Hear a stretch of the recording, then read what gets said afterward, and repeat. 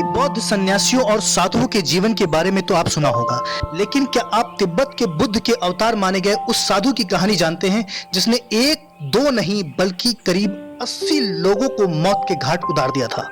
हत्याओं के बाद कैसे वो अध्यात्म की इस चरम अवस्था तक पहुंचा कि न केवल साधु बल्कि उसे तिब्बत में बुद्ध का अवतार तक कहा गया। यही नहीं बल्कि जिस गुरु से ज्ञान पाने के लिए उसने पूरा जीवन लगा दिया, कैसे वही गुरु उसका शिष्य बना। यह अछूती कहानी आपको जानना चाहिए। इस साधु को मिलारेपा नाम से जाना जाता है और बौद्ध धर्म से जुड़ी कुछ किताबों में मिलारेपा को तिब्बत का बुद्ध तक कहा गया है। मिलारेपा के जन्म के साल के बारे में एक राय नहीं है, लेकिन 11वीं सदी में मिलारेपा का जन्म एक संपन्न परिवार में हुआ था, इस पर एक राय है।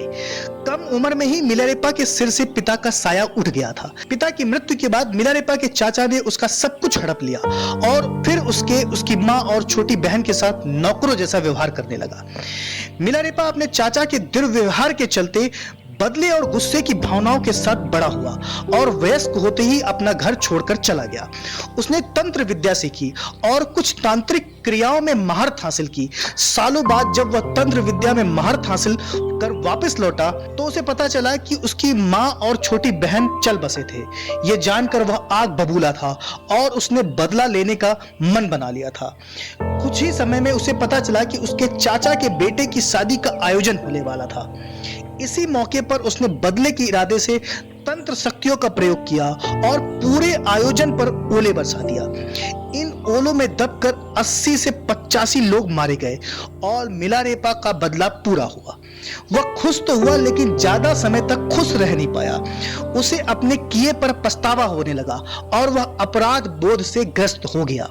मिलारेपा अपने अपराध बोध से मुक्त होना चाहता था और अपने किए गुनाह के लिए प्रायश्चित कर और ज्ञान हासिल कर उसी जन्म में दोष मुक्त होना चाहता था। इसके लिए उसने कई गुरुओं के पास जाकर विनती की, लेकिन उसे कहीं रास्ता नहीं मिला। फिर उसे गुरु मारपा का पता मिला और वह उस शहर में पहुंचा और मारपा से ज्ञान लेने के लिए विनती की, लेकिन मारपा उसकी कड़ी परीक्षा और मन की शुद्धि के लिए उसे सालों तक इंतजार कराना चाहता था।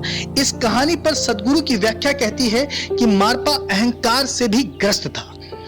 मारपा ने खेत, मकान और आश्रम में कई तरह के मजदूरी और चाकरी वाले काम मिलारेपा से सालों तक करवाए। इन सालों में मिलारेपा ने छुपकर मारपा से ज्ञान पाने की कोशिश की, लेकिन कई बार मारपा ने अपने शिष्यों और शक्तियों से मिलारेपा को पिटवाया भी। कई सालों तक मारपा का हर आदेश मानते रहे मिलारेपा को मारपा की पत्नी की मदद मिली और उसके बाद मारपा ने उसे दीक्षा देने का निश्चय किया। दीक्षा के बाद मारपा ने मिलारेपा को एक अंधेरी कोठरी में साधना करने को कहा। अंधेरी कोठरी में साधना करते हुए मिलारेपा को सपने में देवी डाकिनी ने दर्शन दिए और कहा कि वह अपने गुरु मारपा से उस ज्ञान के बारे में पूछे जिसके बारे में उसने नहीं बताया। कठोर साधना के तीसरे ही दिन मिलारेपा को जब यह प्रसंग सुनाने के लिए मारपा के पास पहुंचा तो मारपा हैरान था और उसने माना कि उस ज्ञान के बारे में उसे अभी तक पता ही नहीं था। इस ज्ञान की गुत्थी को सुलझाने के लिए मिलारेपा को लेकर मारपा अपने गुरु नारोपा के पास भारत पहुंचा। मारपा की बातें सुनने के बाद नारोपा ने तिब्बत की दिशा में सिर झुकाकर कहा, अहंकार में डूबे उत्तर में आखिर एक प्रकाश दिखा। इसके बाद नारोपा ने मारपा और मिलारेपा को जीवन के संपूर्ण ज्ञान के बारे में सब कुछ विस्तार से बताया। इसके बाद मारपा और मिलारेपा तिब्बत लौटे और मारपा गुरु के बजाय मिलारेपा के शिष्य की तरह हो गया था। मिलारेपा ने लंबा जीवन जिया और अपने ज्ञान को लोगों तक पहुंचाया। सदगुरु की व्याख्या के मुताबिक तिब्बती संस्कृति में पिछले कई सालों के दौरान जो बड़ी चीजें हुई उनका आधार मिलारेपा ने ही तैयार किया।